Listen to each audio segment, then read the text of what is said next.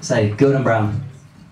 Has anyone read the book by Andrew Rawnsley, which claims to prove that Gordon Brown is a bit of a bully? Because I've read the book, and like some of the stories just don't seem that convincing, really. I mean, my favourite story by far is the story that Gordon Brown once angrily punched the back of a car seat, causing the protection officer sitting in the front to flinch. Now, what's the more worrying aspect of that story? That Gordon Brown punched an inanimate object, or that he caused a bodyguard to flinch? Doesn't sound like the toughest bodyguard in the world, does he? Would you trust this man to take a bullet for you? Would you trust this man to be on the same paintball team as you? But Andrew Rawnsley, he gets very excited about this story. He gets really excited, and he writes in his book, Gordon Brown used to punch the back seats of cars so often, that sitting in front of him quickly became regarded as the worst duty amongst the protection squad. That's the worst duty amongst the protection squad, sitting in front of Gordon Brown for fear that he might punch some upholstery. Now, I have it on good authority, actually. I have it on good authority that the second worst duty was voted as having to work the daytime shift, thus missing the day's episode of Trisha. And in third place was the dreaded having to go on patrol duty when it's raining. Nobody enjoys doing that.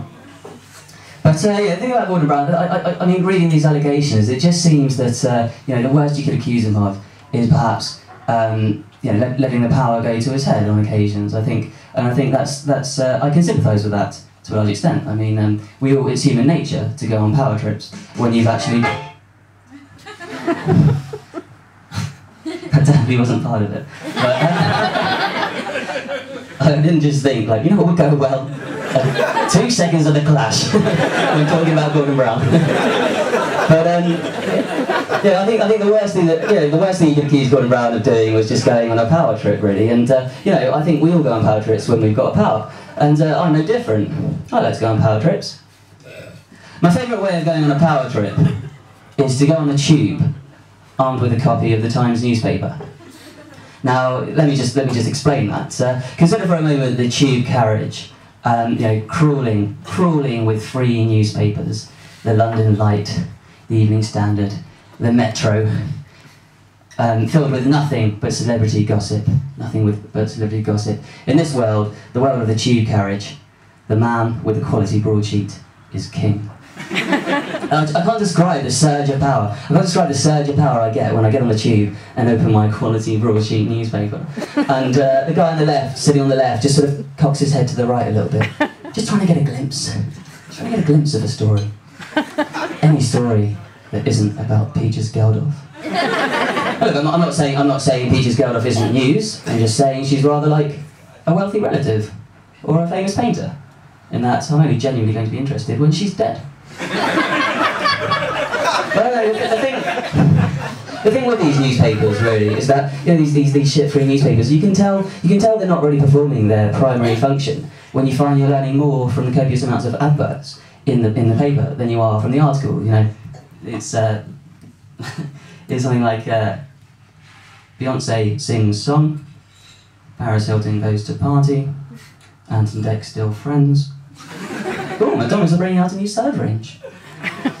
But I just can't. There we go.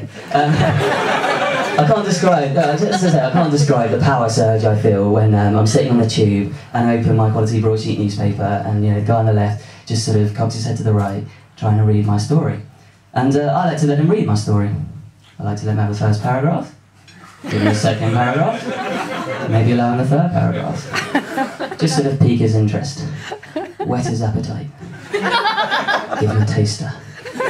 And then suddenly, with no warning whatsoever, as soon as he's getting into the meat of the story, I've only gone and turned the bloody page. And you're not really allowed to show emotion on the tube. I mean, this is England, of course. But you just look to your left and you just see him twitch ever so slightly. You just see this like twitch, and that twitch signals triumph. With that twitch, you know that you successfully and comprehensively crushed his spirit. And that's my favourite way to kickstart the day. Thanks very much.